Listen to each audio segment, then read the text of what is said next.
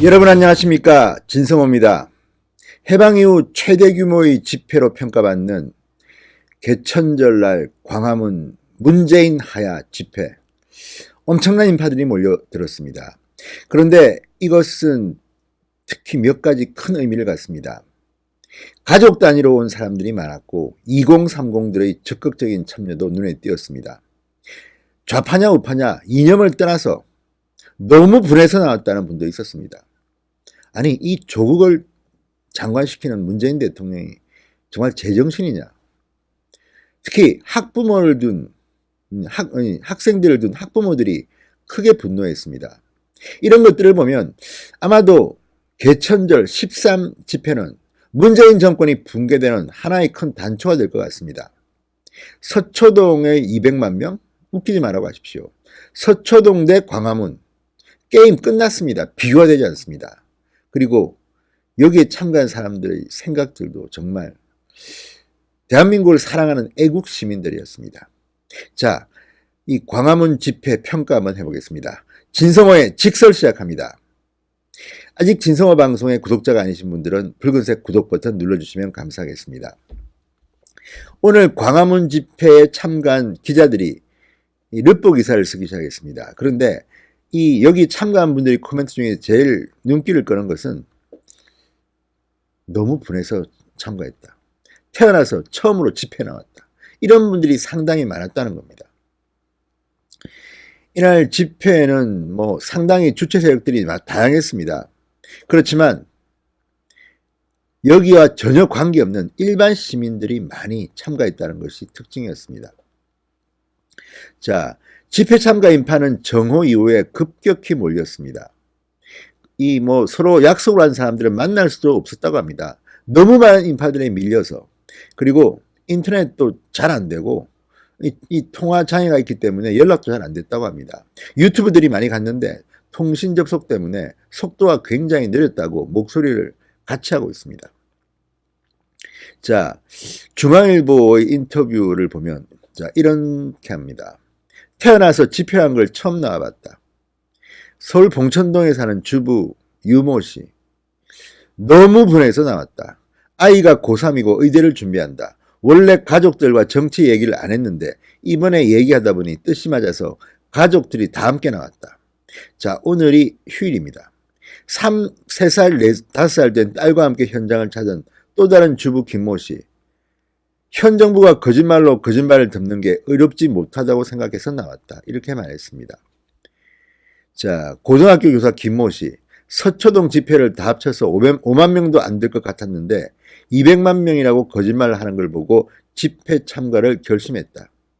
이 밖에도 정부의 친중국 성향이 마음에 들지 않아 나왔다는 사람도 있었고 경제 문제 때문에 불만이 쌓여 있었다. 상당히 다양한 이유로 이 자리에 나온 것들로 보입니다. 무엇보다도 조국의 이중적 모습에 분노했다. 이런 분들이 많았습니다. 자, 서울 보문동에 사는 최향순 씨. 조국 장관이 거짓말을 너무 많이 해서 나왔다. 나는 6.25를 겪었는데 사랑하는 조국이 좌파들의 나라가 되는 것 같아 못 참겠다. 자, 김숙희 씨. 우리 세대가 집회에 열성적으로 참석하는 이유는 나라를 살리려고 하는 마음에서다. 이 정권은 국정농단으로 나라를 망쳤다고 하는데 새 정부가 들어와서 자기들은 그것보다 더 나라를 망치고 있지 않은가. 또 다른 분, 경기 양평에서 올라온 시민 이영자 씨.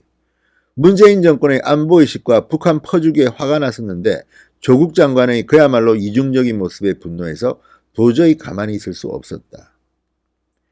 자, 부천대 1학년 김모 씨. 조 장관의 거짓말과 위선에 도무지 참을 수 없어서 나왔다. 보수와 진보 색깔 문제가 아니라 공정성의 문제다. 직장인 김태영 씨 31살. 지난번 촛불 집회에도 참여했던 사람이다. 젊은 세대로서 기득권의 이중성에 분뇌를 느껴 다시 한번 광장에 나왔다. 부산대 2학년생 권모 씨. 조로남불의 분노를 참을 길이 없었다. 검찰개혁 핑계를 대며 거짓말쟁이를 옹호하는 문재인 정부한테 더 실망했다.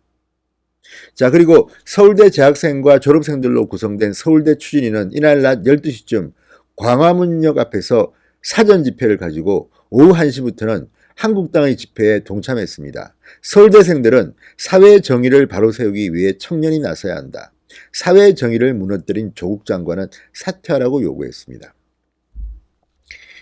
자, 이런 말들을 들어보면 이번 광화문 집회는 2030의 참여도 기존의 태극기 집회에 비해서는 상당히 늘었고 가족 단위의 참여가 폭발적이었다는 것이 특징입니다. 사진도 보면 가족들과 함께 걷는 전경들이 많이 있습니다. 그리고 지방에서도 많이 올라왔습니다. 울산에 사는 오모 씨, 초등생 남매, 그리고 남편과 함께 상경했다고 합니다. 문재인 정권에 기대를 많이 했지만 시간이 흐를수록 너무 실망스러운 모습을 보여주고 있다. 문재인 정부 전체가 정신 좀 차렸으면 좋겠다. 자, 통행은 거의 마비 상태, 앞으로 나갈 수 없을 정도로 사람들로 꽉 찼습니다.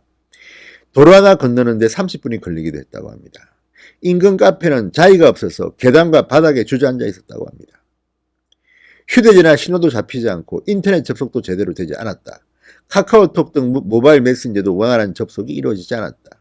이렇게 다들 이야기합니다. 사람이 너무 많아 놀랐다. 자, 서초동 대 광화문. 좌파와 우파, 진보와 보수로 대결되는 이 집회는 이미 게임이 끝났습니다. 압승입니다. 그리고 문재인 정권은 붕괴되고 있습니다. 문재인 대통령과 청와대, 민주당도 적잖이 놀란 분위기입니다. 이것 때문에 조국을 장관에서 빨리 끌어내려야 한다는 이런 이야기가 민주당 내에서도 나오는 모양입니다. 아무튼 오늘 참 대단한 날이었습니다. 한꺼번에 300만 명 정도가 모였다고 해도 밤에도 오고 아침에도 낮에도 왔다고 하니까 연 인원은 거의 500만 명으로 추산해도 될 것 같습니다. 엄청난 날이었습니다.